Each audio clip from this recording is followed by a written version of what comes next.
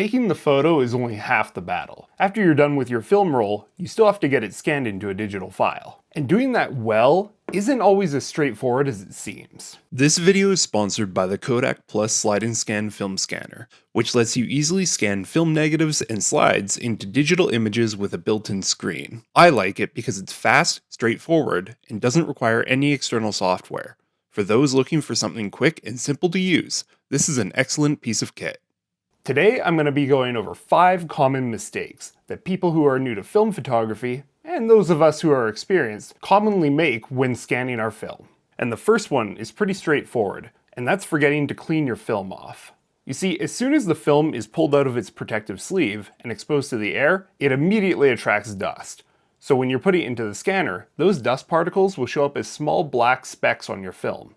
You can remove them in software later, but it's better to get them out of the way before you scan the film. If it's just a little bit of dust, you can usually blow it off with your mouth, or you can use a squeeze blower or compressed air. Alternatively, you can also use a small microfiber cleaning tool like this one to gently rub the dust off of the film, making sure to be careful so you don't scratch it, because scratches will also show up on your scans and aren't nearly as easy to remove. When doing this cleaning, make sure you clean both sides, because since film is transparent, any dust that's on either side will have an impact on the final result. Once you're done cleaning, promptly install the film into the scanner to make sure it immediately doesn't attract dust again. The second mistake is a really important one, and is definitely the leading cause for poor film scans. This mistake can lead to blurry, overexposed, or even color casted photos, so it's definitely something that you want to pay attention to. Basically, you want to make sure that you're not using auto settings on your scanner.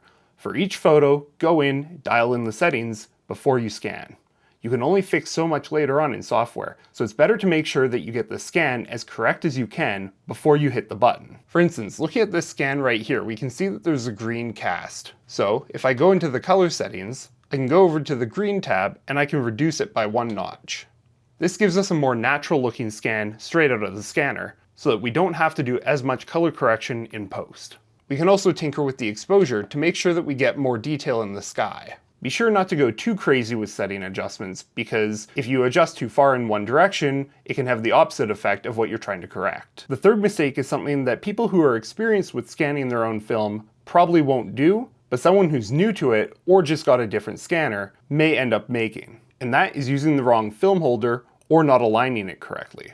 Depending on which film scanner you have, they will come with different film holders. You'll want to make sure that you select the correct one for the size and type of film that you've shot.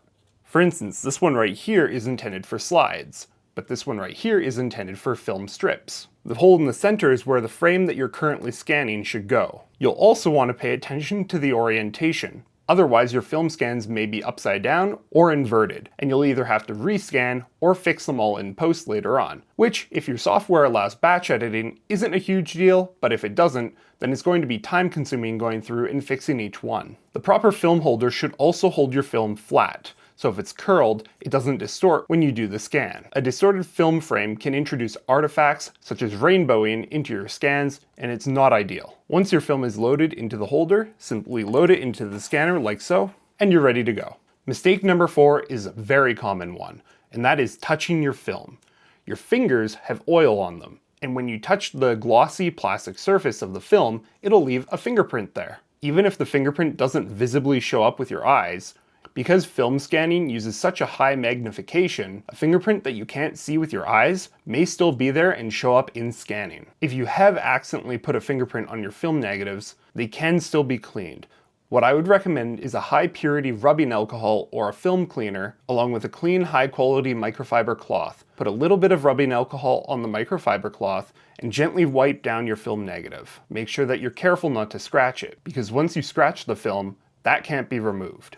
A good way to avoid putting fingerprints on your film is to make sure that you always handle it by the edges, or to simply wear handling gloves. And the final mistake that puts a lot of people off of film photography is expecting digital results from their film photos. Taking a photo on film is a physical, chemical process, and naturally has imperfections. Going in and expecting perfect digital photos from your film rolls is a recipe for disappointment. Most of us who take photos on film do it for the imperfections. So expecting them to not be there is unfair to the process and probably means you should be looking into doing digital photography instead. But if you're able to embrace the imperfections and the process, film photography is a ton of fun, extremely rewarding, and very satisfying. It's hard to get tired of a camera where you can hear and feel the shutter go, or even.